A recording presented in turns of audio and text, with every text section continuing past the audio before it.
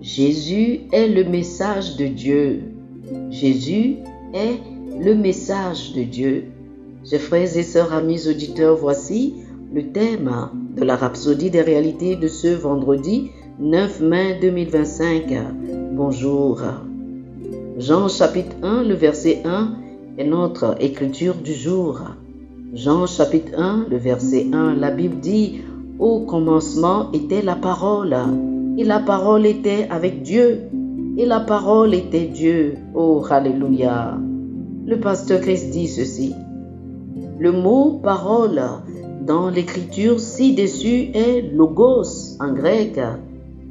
C'est le terme utilisé plus généralement pour désigner la parole, car il englobe le discours, l'idée, la pensée et le message. L'élément clé du logos est la substance du message. C'est comme lorsque vous dites « Je t'ai envoyé un message ». Cela signifie que vous avez envoyé une parole. Lorsque vous lisez le chapitre 1 de Jean, du 1er verset jusqu'au 14e verset, vous savez que Jésus-Christ est le logos de Dieu, le message de Dieu. Toutes les pensées de Dieu, toutes les idées de Dieu et toutes les opinions de Dieu sont enveloppées ou encapsulées en Jésus. Il est l'expression de la pensée de Dieu. Il est le dévoilement du cœur du Père. Si vous voulez savoir ce que Dieu pense, Jésus en est l'expression. Oh, alléluia. Oh, gloire à Dieu. Alléluia. Jean chapitre 1 du verset 9 au verset 11 nous dit quelque chose de remarquable. Il dit, cette lumière était la véritable lumière qui, en venant dans le monde, éclaire tout homme. C'était la vraie lumière qui éclaire tout homme en venant dans le monde. Elle était dans le monde, et le monde a été fait par elle, et le monde ne l'a point connue. Elle est venue chez les siens, et les siens ne l'ont point reçue. La parole de Dieu, c'est-à-dire son message, est venu dans le monde. Il est venu vers les siens, et les siens ne l'ont pas reçu. Comment est-il venu? Il est venu par l'intermédiaire de prophètes tels que Moïse, Samuel, Jérémie, Ésaïe, Ézéchiel, etc. Mais le monde ne l'a pas reçu, le monde n'a pas reçu la parole. Ensuite, la Bible dit dans Jean chapitre 1, le verset 14, la version Darby qui dit « Et la parole devint chair et habita au milieu de nous, et nous vîmes sa gloire, une gloire comme d'un Fils unique de la part du Père, plein de grâce et de vérité. » Alléluia. Vous voyez ce que Dieu a fait.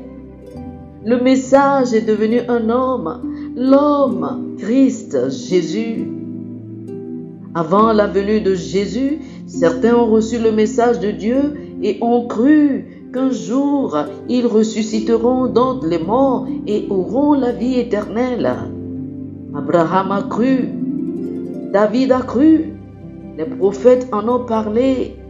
Ils savaient que ce jour viendrait et ils y ont cru. L'ange a également donné le message à Daniel. Il lui a parlé de ceux qui ressusciteront pour des bénédictions éternelles et de ceux qui seront condamnés éternellement. Lisez Daniel chapitre 12, le verset 2. La parole est devenue chair et a habité parmi nous. C'est extraordinaire.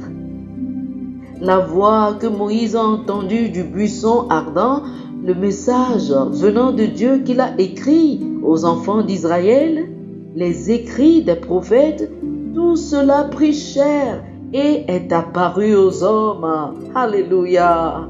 Son nom est Jésus, la parole vivante. Gloire à son nom pour toujours. Alléluia. Oh, alléluia. Alléluia. Oh, gloire à Dieu. Chers frères et sœurs, Faites cette confession, cette déclaration avec moi. Dites ceci. Béni Jésus, tu es grand et tu mérites d'être loué. Tu es la parole en chair, la plénitude de la divinité et l'expression des pensées, des idées et des opinions de Dieu. Tu es la vie éternelle manifestée à l'homme.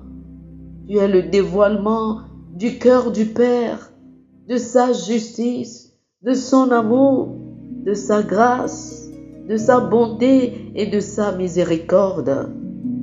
Tu es la parole éternelle de Dieu et je t'aime maintenant et pour toujours. Amen. Alléluia. Alléluia. Pour une étude approfondie, je vous invite à lire Jean chapitre 1 du verset 9 au verset 14, 1 Jean chapitre 1 du verset 1 au verset 3. Jean chapitre 1 du verset 9 au verset 14 et 1 Jean chapitre 1 du verset 1 au verset 3. Que le Seigneur vous bénisse. Amen. Amen. Amen. Chers amis auditeurs, nous espérons que vous avez été bénis par ce dévotionnel. Nous vous invitons à faire de Jésus-Christ le Seigneur de votre vie. Si vous voulez recevoir le Seigneur Jésus comme le Seigneur et le Maître de votre vie, faites cette prière avec moi. Dites ceci après moi, s'il vous plaît. Ô Seigneur Dieu, je crois de tout mon cœur en Jésus-Christ, Fils du Dieu vivant. Je crois qu'il est mort pour moi et Dieu l'a ressuscité des morts. Je crois qu'il est vivant aujourd'hui. Je confesse de ma bouche que Jésus-Christ est le Seigneur de ma vie à partir d'aujourd'hui. Par lui et en son nom, j'ai la vie éternelle. Je suis né de nouveau. Merci Seigneur d'avoir sauvé mon âme. Je suis désormais un enfant de Dieu. Alléluia. Félicitations, vous êtes désormais un enfant de Dieu.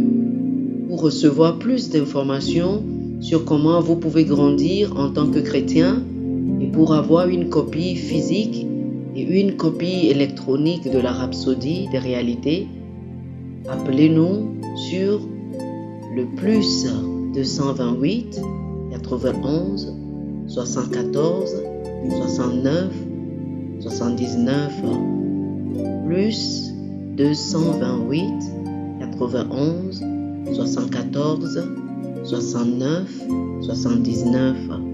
Que le Seigneur vous bénisse abondamment. Amen.